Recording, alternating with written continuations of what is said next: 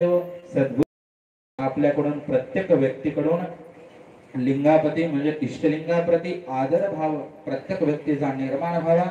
आपल्या जीवनामध्ये कधीही आपल्या देवाचा अनादर घडू नये यासाठी प्रत्येक व्यक्तीने स्वतःच्या प्राणाची आहुती दिली तरी चालेल, पण देवाचा अनादर होऊ नये अशा पद्धतीने सद्गती प्रत्येकाला प्राप्त हो असं अभिष्ट चिंतन आहे।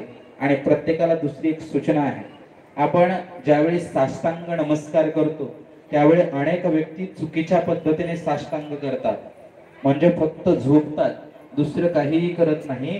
त्यावेळी आपला डावा हात आपल्या इष्टलिंगाच्या जवळ म्हणजे हृदयाच्या जवळ पाहिजे। कशापाशी पाहिजे? हृदयाच्या जवळ इष्टलिंगाला धरलेला पाहिजे। आपला इष्टलिंग जमिनीला स्पर्श करता कामा नये म्हणून आपला डावा हात आपल्या इष्टलिंगाच्या जवळ आणि उजवा हात आराध्याच्या जवळ पाहिजे। कुठे पाहिजे? समोरच्या देवाचं, गुरु महाराजांचं, एखाद्या मूर्तीचं दर्शन करत असेल तर उजवा हात समोर आणि डावा हात इष्टलिंगाला पाहिजे आणि मग नमस्कार करायचा।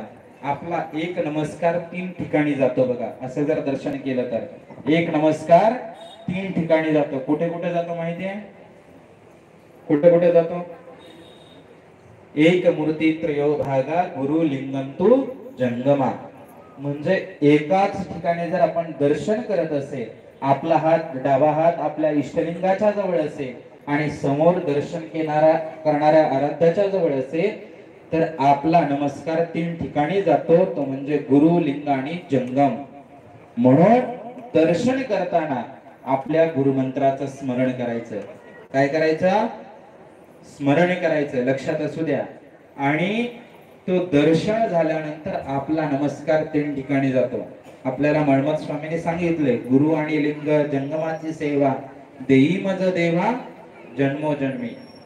मग आपल्याला प्रत्येक जन्मामध्ये गुरु लिंग आणि जंगमांची सेवा मिळावी असं मळमत स्वामींनी सांगितलंय।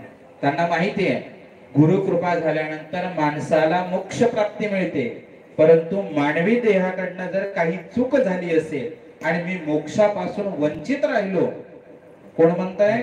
मन्मथ स्वामी।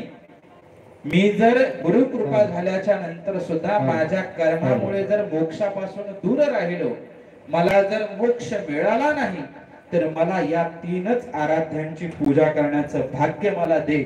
म्हणून मन्मथ स्वामी देवाकडे याचना करतात, गुरु आणि लिंग जंगमाची सेवा देई मज देवा जन्मोजन्मी।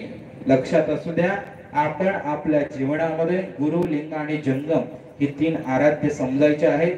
गुरूंचं स्मरण कधी विस्मरण कधी होता कामा नये, अंगावरचा इष्टलिंग कधी दूर होता कामा नये आणि जंगम जे आपले मोक्षदाता आहेत त्यांचा अनादर कधीही करता कामा नये। एवढी गोष्ट लक्षात ठेवा, आपल्याला मोक्ष मिळाल्याशिवाय राहणार नाही।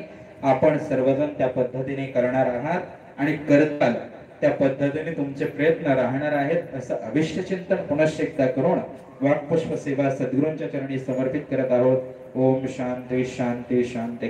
जय मंगलम जय नमः पार्वती शिव हर हर हर महादेव। सद्गुरु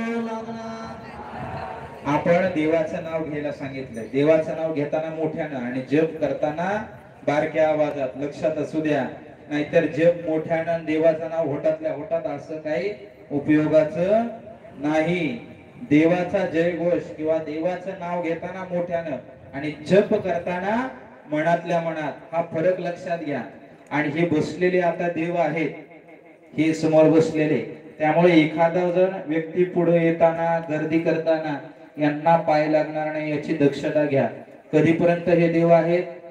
अनादी कालापर्यंत आहेत, परंतु यांनी देवाची देवपूजा केली तर त्यांचं देवत्व टिकून राहणार आहे, नाहीतर नाही। असंच एका ठिकाणी सांगितलं, दीक्षार्थी हे देव झालेले आहेत। एक पोरग घरी गेलं, घरच्या आई वडिलांना माझ्या पाया पडा मी देव झालो, ते उपयोगाचं नाही।